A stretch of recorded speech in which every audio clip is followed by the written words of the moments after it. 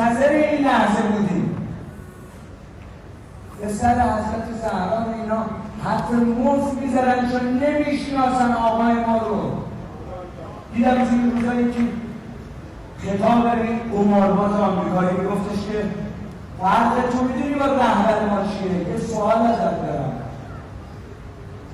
کسی از خانوادت هم هست حتی بخواد جونش رو فدا کنه؟ اما 90 میلیون جمعیت حیایی رهبر